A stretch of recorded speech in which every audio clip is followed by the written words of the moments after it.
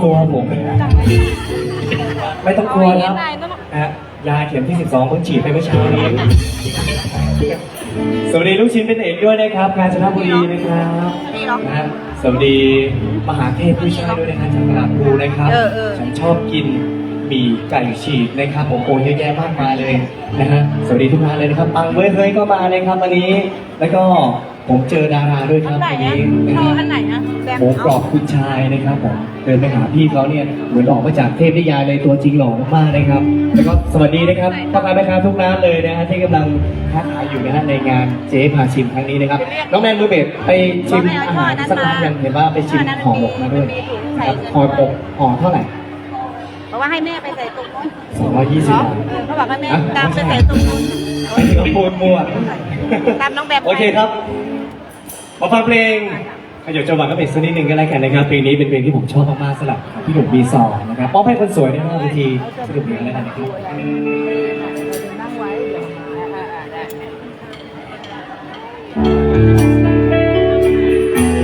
อัปสราลมฟ้าครับเพลงนี้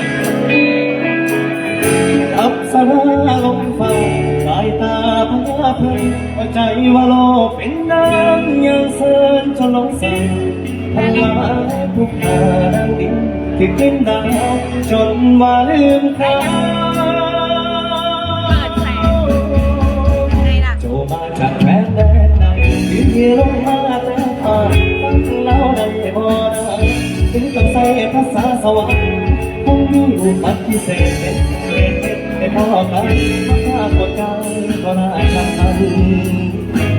งานจนบ่อยากทันเท่าไหร่คืออัปสราลงมาตายตาพระราชก็ใจมาโลกเป็นน้ำยามแสนจงสายอัลลาที่พึ่งน้ำจนว่าเรื่องราวความรักความเห็นพ่อจะร้องจะน้อยอยากจะแสนจั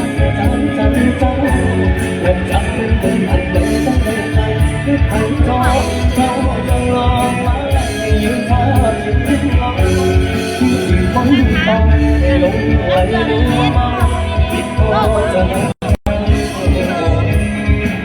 หรือต้องไปที่ฟ้า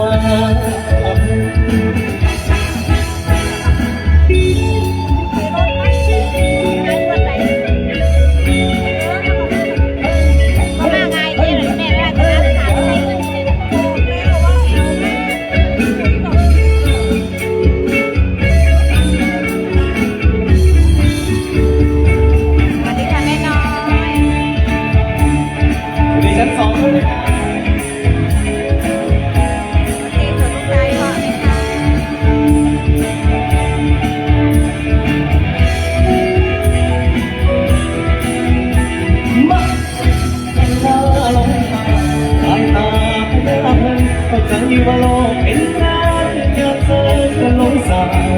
อัลลาผู้มาที่ขึ้นมาจนว่าเรื่องราวความรักจำเป็นเอาเงินผ่านวัดจะน้ำจะย่อยผ่านมาแสนอัศจรรย์ใจเขาและจะเป็นดึงกันไปยึดคำจอเขาจังรอมาที่ข้าที่เขา